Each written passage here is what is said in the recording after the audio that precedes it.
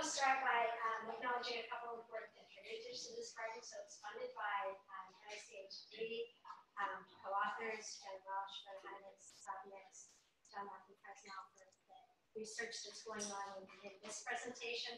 But then we have a bunch of additional investigators who have worked on different parts of the REDI investigation. And I want to do a call out for Gloria Roll and Julie Guest, who both participated as supervisors in the REDI program over time.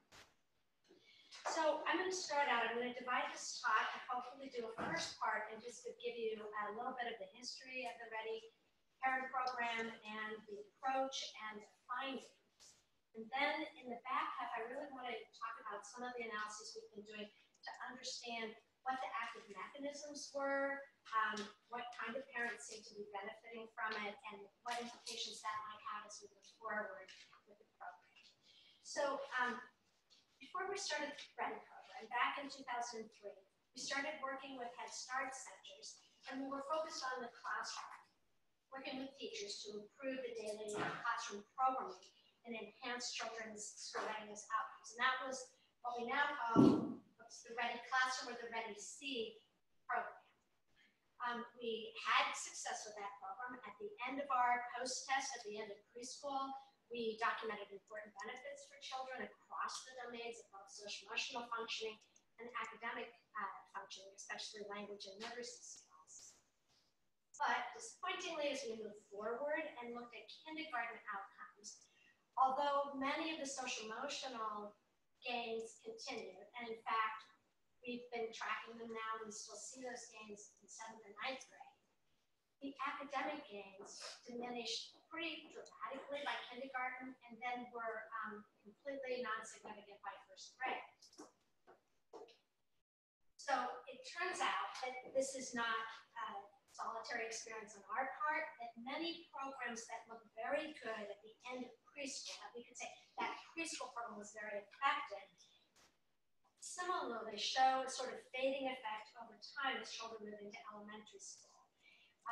It's not clear exactly why this happens, if the effects of the program sort of fade out and the children who got the intervention, it just diminishes impact over time, or if it's a function of the control group who didn't get the intervention, come into elementary school, get a lot of support and catch up. But either way, we know that this is sort of now a commonly emerging pattern. So it really pushes us to think about what could be done to sustain the impact of preschool intervention. And this was the issue we were struggling with at the end of our REDI classroom program. We thought, okay, the problem with the classroom program is the kids had these preschool teachers that we worked with and trained, but now they're never going to see those teachers again because they've moved into elementary school. Who's with the children who could be a source of continuity and support? Of course, their parents. And so the development of the REDI P program, the REDI Parent Program, was to extend what was in the REDI classroom programs, the key components of that classroom intervention, to the home, giving the parents support to do the same kinds of things that we had trained teachers to do, of course, adapted for activities that a parent would do with their child. And the goal was to cover that transition gap, to sort of start with them at the second half of their Head Start preschool year, but continue with parents over the gap through the fall of the kindergarten year, and just cover that gap and put the parents in a position now to be the transition support and sustainability partners for their children. So the actual intervention included 10 home visit sessions that were during the spring of the Head Start year. And then, as many of you have worked with Head Start now, these children transition everywhere. Head Start is organized at the county level.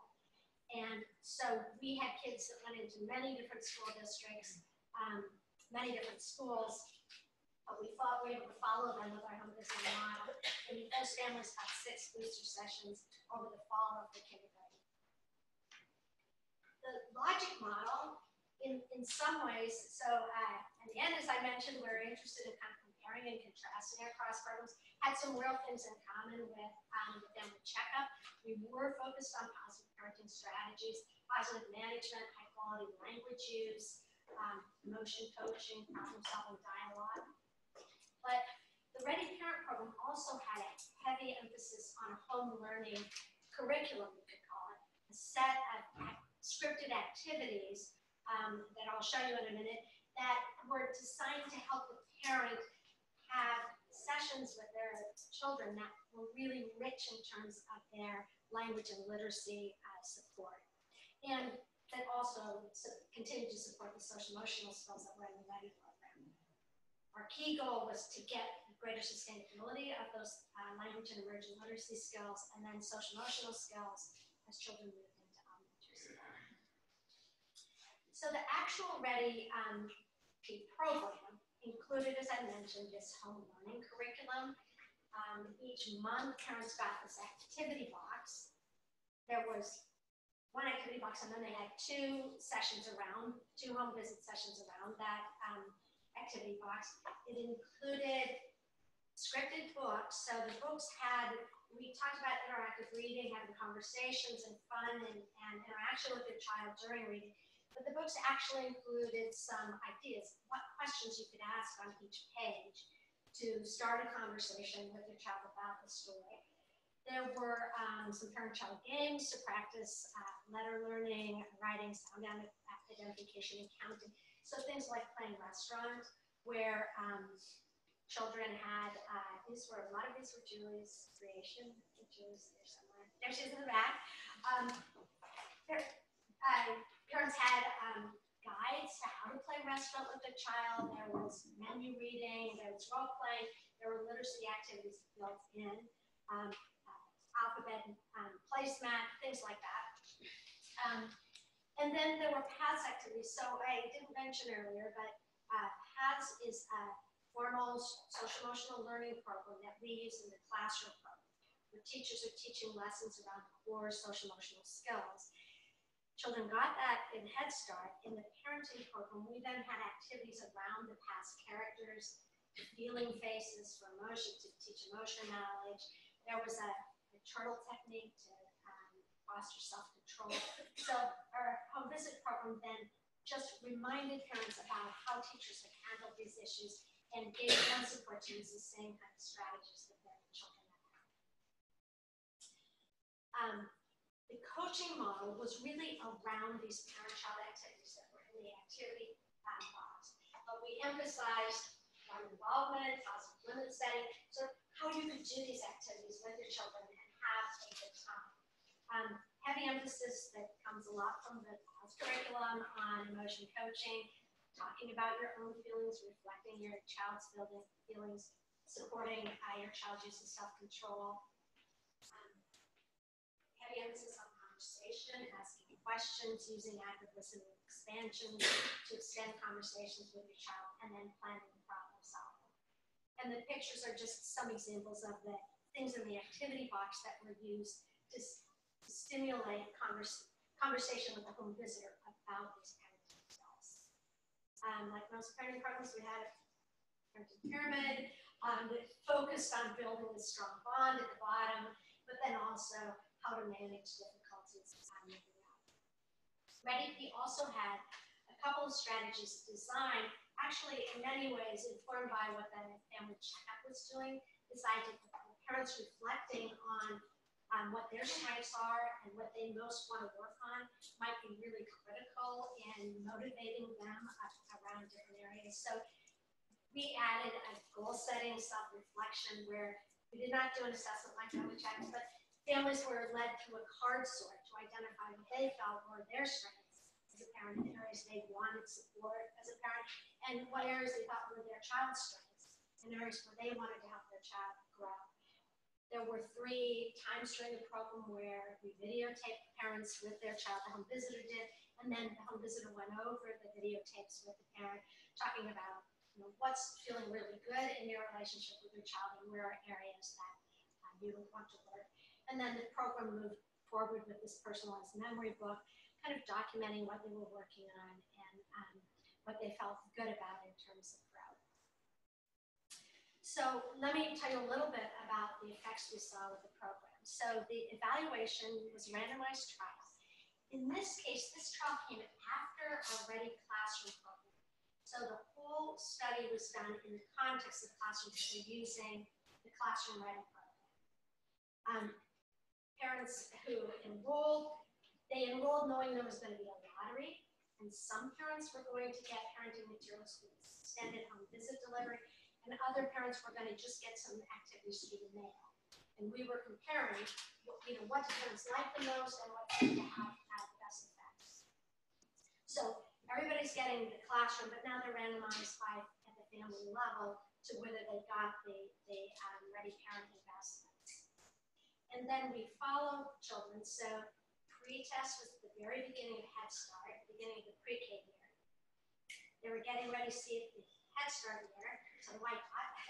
And then the parenting starting in the middle of that Head Start year, kids going through kindergarten. So the post-test now is it's in the spring of the kindergarten year. But then we follow these families, and so I'm also going to share some of the follow-up data that we have from the 3rd grade. So here are the effects at the end of kindergarten. These are effect sizes. So these effect sizes would be considered small, moving toward moderate. And we found effects at the end of kindergarten in literacy skills. This was direct assessments of children's reading skills. Academic performance, these were teacher ratings of how well children were doing academically. Self-directed learning was a measure of adaptive approaches to learning, attention, motivation, engagement in the classroom. And then social competence was a teacher rating of social competence. So we were super excited about these findings because the control children had the REDI-P classroom program. So what we're really comparing here is children who have the classroom program only versus those who have the classroom program plus the parent enrichment. That's a lot of power of parent enrichment.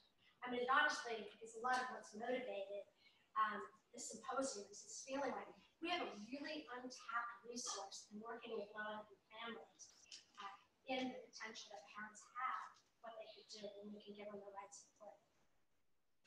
So then I'm going to start and tell you just a few snippets of the 3rd grade findings. So we have these positive effects in kindergarten. Now we follow children over time.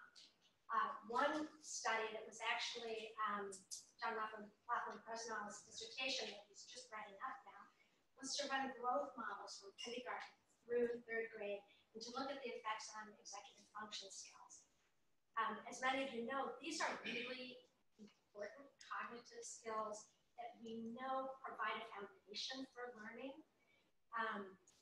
We did have some moderated effects of the REDI classroom program on EF skills for low EF children. But the REDI parent program, as it turns out, has main effects both on growth in EF skills over time and in 3rd grade intercepts. So something's happening through this process of parents engaging with their children at home that is sustaining, we don't know exactly what, greater positive predictive support, more language support, something that's driving ongoing growth in working memory and in compensatory control. And then I'm going to share our 3rd grade outcomes.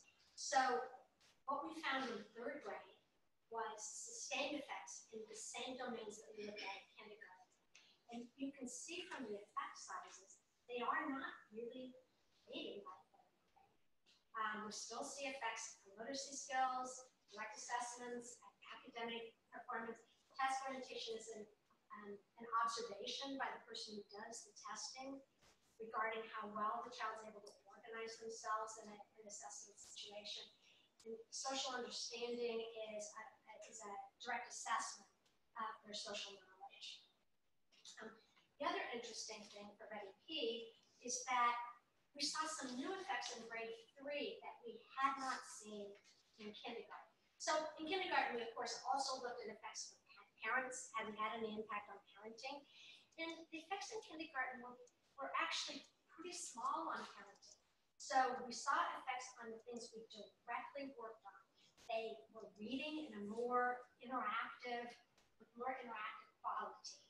And they were having longer conversations with their children. But we didn't see effects on things that we thought we hoped to find, like general warmer parenting, more sensitive, responsive parenting. We didn't see that. We didn't see effects on other parent well-being. But third grade, now we saw parents reporting their children were having fewer problems at home. That's the strengths and difficulties questionnaire. They were experiencing less parenting stress. And we had a measure of teacher report about how many services at school children were receiving or needed to receive. And there was an effect on that. So these effects were really interesting to us. Something had been put in motion that was sustaining, but also benefiting parents down the line. So implications just of the findings themselves is it was clear REDI did something that the REDI classroom program looked at. Something really important gains. And it did facilitate the sustained gains. Then there were additional benefits for families that were emerging over time. Two cautions on our part, it was a pretty costly program because you're doing individual 10, actually a total of 16 home visits, individual home visits for each family. So we worried a bit about how could this ever scale, even though it looks quite powerful. So our next step, and the next part of the talk I'm going to go into, maybe we could understand more about what were the critical elements. It would guide us in figuring out, well, how could you move towards scaling this? How could you maybe streamline the program? Or were there some parents that it was especially working for and others not so much? That it could be designed in a little bit more targeted way. So I'm going to move on now and talk about some analysis looking at these sort of processes that went along. So the first thing we did was to try to look at our engagement data and understand how different families were engaging with the intervention, and then what associations we saw between patterns of engagement in the intervention and later child outcomes. So overall, we had pretty good engagement. I didn't mention, but in terms of our enrollment, it's not as high as what Beth reported. We got about 52% of the Head Start parents enrolled in the study. So we had a little bit more, there was a bunch of Head Start parents who didn't. Of those parents that did enroll a bit, though, most of them completed most of the home visits. So the average was 12 out of the 16. We got more completed in Head Start. There was a little bit of erosion in kindergarten, but still pretty good investment across time. We had a few families, 15% of the sample, that participated minimally.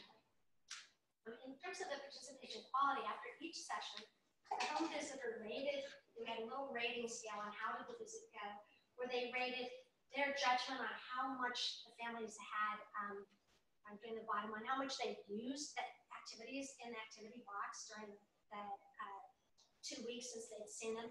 And then they also rated what we call the working alliance, how well the parents seemed to kind of be on board with what the program was focusing on, how much they seemed to understand it, how open they seemed to be to conversations with the home visitor about their parenting and their child. So one thing we looked at is how did those, or what predicted who got engaged. So these are actually demographics, pre-test demographics about the families and the children that predicted the extent to which they engaged in these different ways. And the first column is that literally means the number of home visits that they completed. And you can see, really, there was no prediction by either basic family demographics or child characteristics on who was willing to do home visits and how many home visits they did. That might have been because most of our families completed quite a few home visits. So we didn't have a huge range. But when you look at the other dimensions of sort of the working alliance, how motivated, interested, open they were to the intervention, and how much they did, the actual activities, there was variation. So you can see that this sample is a Head Start sample. There's, in general, levels of education are not high. Even so, education predicted how much you were motivated and understood and were open to the intervention. For the most part, that's people who didn't graduate from high school and people who did.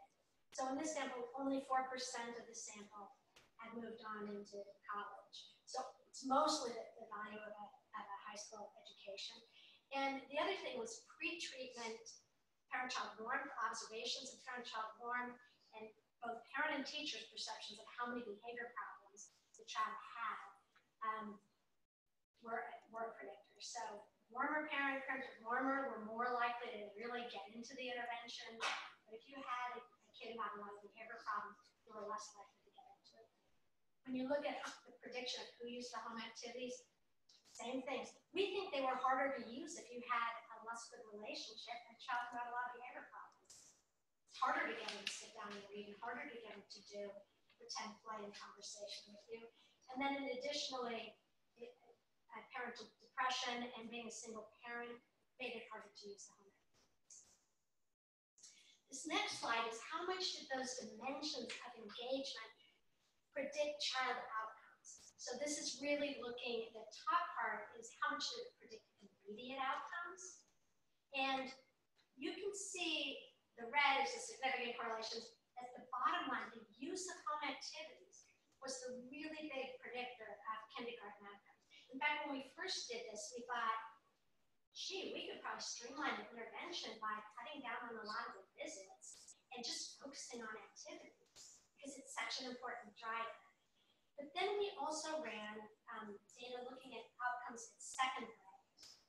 And you can see by second grade, it's still, there was the people who did more activities or have children who are showing more benefits in second grade, but also understanding and engagement in the intervention mattered for second grade. The more you sort of understood the principles, we're guessing the more you were able to actually continue to support your child over time. I will say one of our conclusions from those data was that in the Head Start population, we're probably serving families who are more ready to use these. And the families who are at that higher stress within that population maybe needed a different kind of intervention, one that focused more on parenting and less on homeschool learning. However, I will say we then did a paper looking at, well, what happened to parents if we screened them on initial warm, the group that looked less responsive to the intervention? Did they have any benefits? And interestingly, that group did get more warm over time. They did improve their relationships with their children.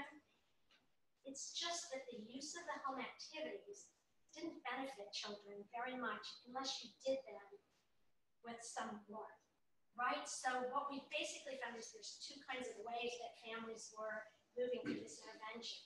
One group who started out with some challenges parenting, got better parenting, but that was not the group that was really driving more of the child outcomes. So I think buried in here are some implications about sort of what, where the power of this particular program was, and perhaps this relationship. How much should we be focusing on parenting skills? When can we move along to more stuff that's for your child learning? Okay, I better hurry. I want to do one more thing. So the other thing we were interested in is how did these initial impact of the initial gains that were made in kindergarten, how was that related to the sustained gains? Were there some domains of functioning that we could focus on in the intervention? Because you can see REDI Parent had lots of different targets. That if we had focused on those, we could have maybe shortened the program. So we were interested in that idea. This one, these analyses are also John's, and they were basically looking at to what extent did the changes in EF, to what extent are those responsible for the sustained academic gains? And they are significant mediators. So essentially, we think that is a reason why we're seeing sustained academic gains, is that this parent-child relationship and home learning program was moving working memory and inhibitory control, pushing forward later academic skills and social-emotional skills, really facilitated development. The next models, this is sort of ugly, but I'm just going to highlight the key results here. And this is from a study that Maggie McDonald, who's also here, worked on with John and I. So essentially here we were interested in what was driving the later emerging benefits for parenting stress. And that's what this model focuses on. So the first half of the model just shows REDI move multiple outcomes, social, emotional, different dimensions of parenting, and emergent literacy skills. The critical thing that really seemed to drive reductions in parent stress over time was the impact on parent-child conversations. So that initial focus on building your capacity to really extend conversations with your child, talk with your child about their feelings, talk with your child about their experiences. That looks like that was the big platform for later reductions in stressful parenting. And the second one looks at what was driving reductions in the child problems that parents were reporting at home. And here, the big predictor again was parent-child conversations, that building those communications. Also, children's gain in social emotional skills turns out to be very important, so them being more, having greater skills. And the final predictor was parents' academic expectations. So one of the effects I didn't mention is at the end of participation in REDI parent program, parents felt their children were going to do better in school. They felt they were going to go farther and get better grades. And that belief that your child is ready for school and is going to do well is also important for later reductions in child problems. So, one more, 2 minutes. One more model that we did was what predicted the service, the reductions in the child need for services at school. And here you can see it was a combination of REDI-P enhanced academic skills, so they were performing better in school, it enhanced social emotional adjustment, so they had fewer social problems at school, and it enhanced parent-child functioning. That was a global construct. All of these were contributing to the reduced need for child services. So we kind of ended up feeling like you couldn't strip too many of the components out of REDI-P because these multiple components were contributing in a different way. That the focus on social emotional skills was enhancing later adjustment. The focus on parent-child conversations seemed really critical. Providing those literacy-based activities at home, we think that was probably quite important to the growth in EF. And providing parent guidance and support so that they felt more empowered to really help their child at school. So in that sense, we think we still need to keep it multi-component focused. Who benefited the most? It definitely was families who used the home learning materials and embraced the intervention, whereas those who struggled were families with more strained parent-child relationships and difficulty managing behavior. So one could sort of envision some possible kind of marriage with a family checkup where you did sort of move parents more quickly into a REDI-P type of program, or maybe one that was going to give them more intensive parenting support. We don't know. Just one possible guess that you might be able to streamline by kind of tailoring what kind of program you were getting to your readiness. Implications. So our biggest challenge is clearly figuring out how to keep the critical elements in this program while also scaling it. We do have a big question in our mind with of those more REDI families with good parent-child relationships. Could we have done a lot less coaching? Do they really need 16 individual sessions, or could we have given more activity, less intensive guidance? Maybe, we don't know, but that's one direction we want to head in the future. And then could we titrate this more extensive support so it's going more specifically to families who really need it? And then one additional question, our trial, all of those kids had a classroom program, and so it's unclear would it have the same effect if you were doing a parenting program without a partner in classroom. And that's an important question for the future. Okay, I left questions and comments. I'm actually right on time. I'm going to dip into the break just for a minute or two to see if anybody has any questions or clarifications. Just curious about who were the coaches for this parent student. So we were in 3 counties, Huntington, Blair, and York, if people know those areas. So we hired coaches for the most part from communities. That was true, certainly from York. They were a mix of people. We recruited people. We were looking for people who had some teaching background, some work with parents. We thought the most critical thing was less educational background. I mean, that was important. They needed to understand what this program was about and what they were aiming for.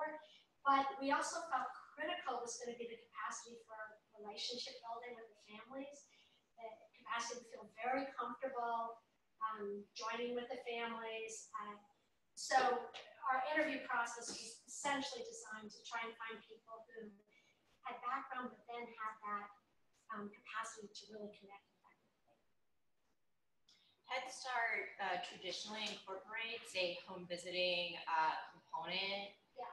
Can you tell me a little bit about how the model interface with the standards for Head Start home visitor? So we explored that because one of our ideas initially was to use Head Start home visitors.